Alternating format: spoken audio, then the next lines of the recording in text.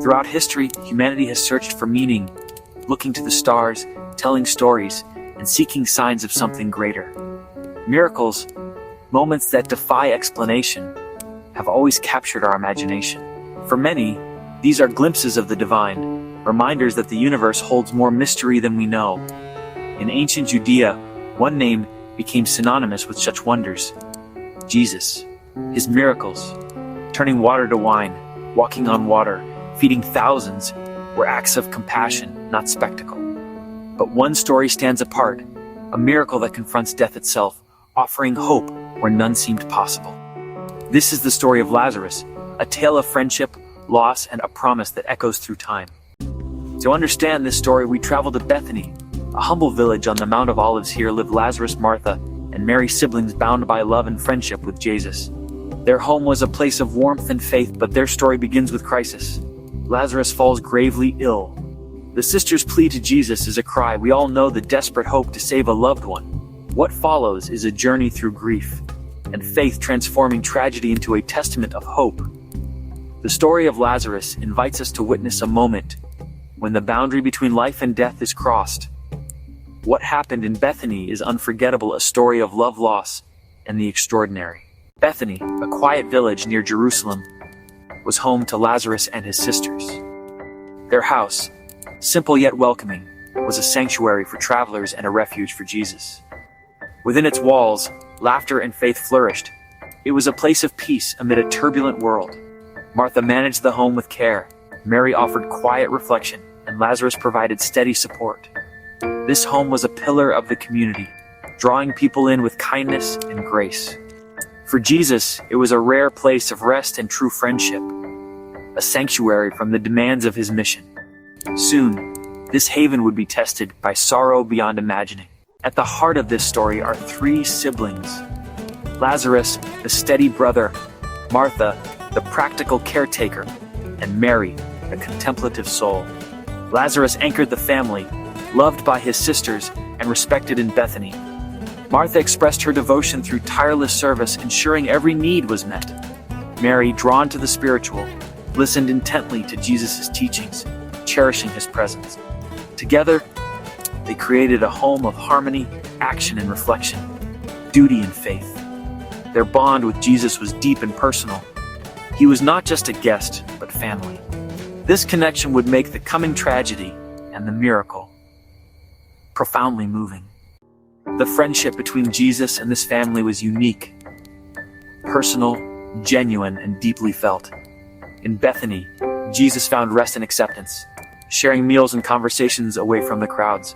For the siblings, hosting Jesus was an honor. For him, their companionship was a vital comfort. Their relationship was built on mutual love and respect, sustaining Jesus through his trials. When crisis struck, the sisters turned to Jesus, not just as a miracle worker, but as a friend who loved them. Their faith was rooted in this bond, trusting he would come in their hour of need. This friendship would soon face its greatest test. Against the finality of death, the peace of Bethany was shattered when Lazarus fell gravely ill. Martha tried every remedy. Mary prayed with quiet devotion. Despite their efforts, Lazarus weakened, and the home filled with fear and sorrow. The community gathered, offering comfort, but helplessness grew as hope faded. The sisters watched their brother slip away, powerless to stop the shadow of death. All earthly hope was exhausted. Only faith remained. In their darkest hour, they reached out to Jesus, hoping for a miracle. In their darkest hour, when all other options had failed, the sisters remembered Jesus. He was their last and only hope. He had healed so many others. Surely he would not abandon them now, in their time of greatest need. He was their friend, the one who loved Lazarus. This gave them the courage to reach out and plead for his help. They had to send a message. The message itself was simple, yet it carried the full weight of their anguish and their trust. Lord, the one you love is sick. This was an appeal to his heart, not just his power. They were placing their trust not in a distant miracle worker, but in a beloved friend. As the messenger departed, a new kind of waiting began. Now they could only watch over their brother and pray for Jesus' swift response. Their eyes would have constantly scanned the horizon, searching for their last hope. The suspense was almost unbearable. The hours stretched into an eternity as the house in Bethany was suspended in agonizing anticipation. They continued to care for Lazarus, whose life was hanging by the thinnest of threads. He was so close to the end. The hope that surged when they sent the message now began to fray. The relentless passage of time brought doubt. The silence was the hardest part. Then, the moment they had dreaded finally arrived. Lazarus breathed his last. A profound emptiness consumed the entire house. The grief crashed over the sisters in a devastating wave. Their brother was gone. All that was left was the crushing weight of their unanswered prayers. The home now became a house of mourning. In their moment of greatest need, he had been absent. Death had won. Or so it seemed. Far from Bethany, Jesus was teaching across the Jordan River, where John the Baptist had begun his ministry. Crowds were drawn to him, hungry for his words. A messenger from Bethany found him, exhausted from his journey. He delivered the message. "Lord, the one you love is sick." The news landed in the middle of his ministry. Jesus responded with a profound calm. He said, "This sickness will not end in death. It is for the glory of God, so that the Son of God may be glorified through it." This illness had a purpose, a stage being set for something far greater than simple healing. After receiving this urgent news, Jesus did something baffling. He did nothing. He stayed where he was for 2 more days. Imagine the confusion this caused. His disciples, who had witnessed his compassion time and time again, must have been bewildered. Why would he wait? Every passing hour was critical. From a human perspective, his delay made no sense at all. It seemed contrary to everything they knew about him. Think of the agonizing wait back in Bethany. Martha and Mary would be watching the road, their hope dwindling. They had sent their message, and the only response was silence. Jesus' inaction could feel like abandonment. It was a test of faith so severe that it would push them to the very brink of despair. But Jesus remained where he was, his purpose steadfast and his timing deliberate. He understood that for the miracle he had in mind to have its full impact, things had to unfold in a very specific way. This delay was a crucial part of the story. It allowed the human story to play out to its tragic natural conclusion. It ensured that there would be no doubt about what had happened. The situation had to become utterly and completely impossible by human standards. Only then, when the darkness was absolute, could the light he was about to reveal shine with its most astonishing and undeniable brilliance. After 2 days had passed, Jesus finally turned to his disciples. "Let us go back to Judea," he said. His announcement was met not with relief, but with immediate fear and protest. His disciples were alarmed. "Rabbi," they said, "a short while ago the Jews there tried to stone you, and yet you are going back." They remembered the danger, the hostility of the religious leaders in and around Jerusalem. Bethany was perilously close to the center of that conflict. To them, returning to Judea was walking willingly into the lion's den. It was a risk they could not comprehend. Jesus listened to their fears, but he was not swayed. He answered them with a metaphor, a short parable about light and darkness. "Are there not 12 hours of daylight?" he asked. "Anyone who walks in the daytime will not stumble, for they see by this world's light. It is when a person walks at night that they stumble, for they have no light." He was telling them that as long as he was following his Father's will, he was walking in divine light. There was no need to fear the darkness of men. His time was appointed by God, and nothing could harm him until his work was finished. Then, he brought the conversation back to the reason for their journey. He spoke of his friend, but in a way that confused them even more. "Our friend Lazarus has fallen asleep," he told them, "but I am going there to wake him up." The disciples, still thinking in purely physical terms, misunderstood completely. They took his words literally. "Lord," they replied, "if he sleeps, he will get better." They pictured Lazarus simply resting, recovering from his illness. A long journey to wake a sleeping man seemed unnecessary, especially given the dangers that awaited them in Judea. Seeing their confusion, Jesus had to be direct. He had to state the truth in plain, stark terms that could not be misinterpreted. He dropped the metaphor and delivered the devastating news. "Lazarus is dead," he said. And then he added something that must have stunned them into silence. "And for your sake, I am glad I was not there, so that you may believe. But let us go to him." He was glad. glad he had delayed, glad that his friend had died. Because in this tragedy, he saw an unparalleled opportunity for faith, a chance to demonstrate a power so great, it would change their understanding of who he was forever. With his purpose now declared, Jesus and his disciples began the journey. They turned their faces toward Judea, toward the village of Bethany. The path was familiar, yet this time it was fraught with a new kind of tension. The disciples walked with heavy hearts, fear for their own safety, confusion over their master's words. Lazarus was dead. Jesus had said it himself. So what was the point of this dangerous journey? Now were they going simply to mourn with the sisters? It seemed like a reckless risk for a situation that was already over. The mission felt strangely illogical to them. As they traveled, the landscape shifted from the open plains across the Jordan to the rockier, more rugged hills of Judea. Each step brought them closer to Jerusalem, the center of the opposition against Jesus. The disciples would have been on high alert, their eyes scanning the hills for any sign of danger. The memory of hostile crowds and angry accusations was still fresh in their minds. They were walking with a man who seemed to be deliberately heading toward his enemies. Their trust in him was being stretched to its absolute limit, pulled between their loyalty to him and their basic instinct for self-preservation. Jesus, however, walked with a serene and determined focus. He was not distracted by the potential dangers that so worried his followers. He had a destination in mind, not just a physical place, but a spiritual one. His pace was steady, unhurried. He knew the outcome of this story before it had even fully unfolded. This journey was not a race against time as the disciples had first assumed. It was a deliberate, measured procession toward a divine appointment. He was leading his friends on a walk of faith, asking them to trust him even when his path led through the valley of the shadow of death. The conversations along the road must have been subdued, filled with unanswered questions.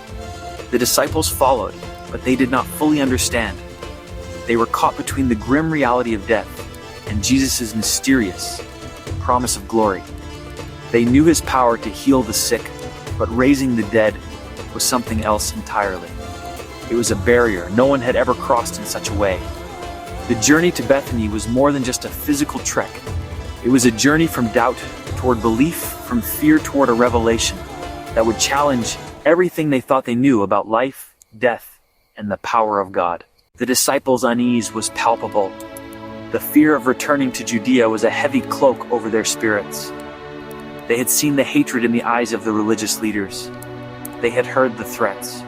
To them, this journey felt like a suicide mission. Why would Jesus risk everything to visit a grieving family when their friend was already gone? Their human logic could not grasp the divine purpose at play. The command to go forward into such obvious danger was a profound test of their commitment, and not all of them were silent in their apprehension. They loved Jesus, but they also loved their lives. It was in this moment of collective doubt that one disciple spoke up, his words a stark reflection of their shared anxiety. It was Thomas, the one we often remember for his later doubts, who gave voice to their despair. But his words were not just about doubt. They were a profound, fatalistic statement of loyalty.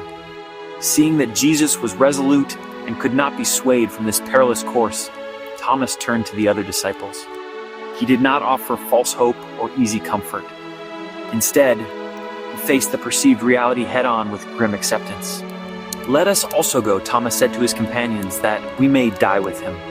In that single powerful sentence, he captured the essence of their conflict. He saw no outcome from this journey other than death. He believed they were walking into a trap from which they would not escape. Yet, in the face of that belief, he did not suggest they abandon their teacher. He did not propose they run and save themselves. Instead, his conclusion was one of immense, heartbreaking loyalty. If Jesus was determined to walk to his death, then they would walk with him and die by his side. This was a turning point for the disciples on that dusty road. Thomas's declaration, born of despair, paradoxically strengthened their resolve. It was a moment of complete surrender. They stopped questioning the logic and simply accepted the path their master had chosen. Their devotion was stronger than their fear. They would follow him, even if it led to the grave. They squared their shoulders and continued the journey, a small band of men who had chosen to face death with their friend rather than live without him. They had no idea that they were walking not toward an end, but toward an unimaginable beginning. As they approached Bethany, the village was in mourning. News of Jesus' arrival spread quickly. The arrival of Jesus, 4 days after Lazarus' death, was unexpected. It was too late to heal, too late to save. The news reached Martha first, ever the woman of action. She went out to meet him on the road. Her heart must have been a storm of conflicting emotions. When she finally stood before Jesus, her first words were a torrent of pain and trust. "Lord," she cried, "if you had been here, my brother would not have died. But I know that even now, God will give you whatever you ask." Even with her brother dead and buried for 4 days, a part of her still believed in the impossible. The stage was now set. The grieving sister stood before the source of all life. Martha's declaration of faith hung in the air. Jesus looked at her, his heart moved by her enduring trust. He responded with one of the most powerful statements of his ministry. "Your brother will rise again. I am the resurrection and the life," he declared. "The one who believes in me will live, even though they die, and whoever lives by believing in me will never die." He was shifting her understanding from a future hope to a present reality. He then put the question directly to her. "Do you believe this?" Martha affirmed her faith completely. "Yes, Lord, I believe that you are the Messiah, the Son of God, who is to come into the world." The entire procession of grief was now moving towards the source of life. Mary fell at his feet, her grief pouring out. "Lord, if you had been here, my brother would not have died." The scripture says he was deeply moved and troubled, and in that moment of shared human suffering, the Son of God wept. After sharing in their grief, Jesus asked, "Where have you laid him?" They led him to the tomb, a cave sealed with a large heavy stone. Jesus commanded, "Take away the stone." Martha objected. "But Lord, by this time there is a bad odor, for he has been in there 4 days." Jesus reminded her, "Did I not tell you that if you believe you will see the glory of God?" The men rolled the stone aside. A hush fell as the darkness of the tomb was exposed to the light. They had opened the way for a miracle.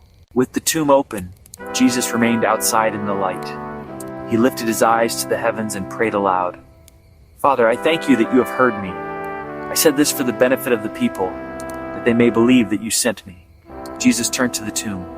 Then Jesus called out in a loud voice, "Lazarus, come out."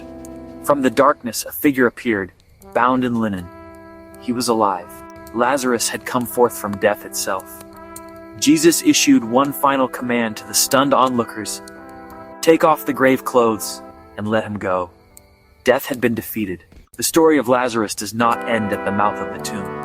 For the witnesses that day, life was forever divided into 2 parts, before and after. They had seen the impossible made possible. It was more than just the restoration of one man's life. It was a profound declaration.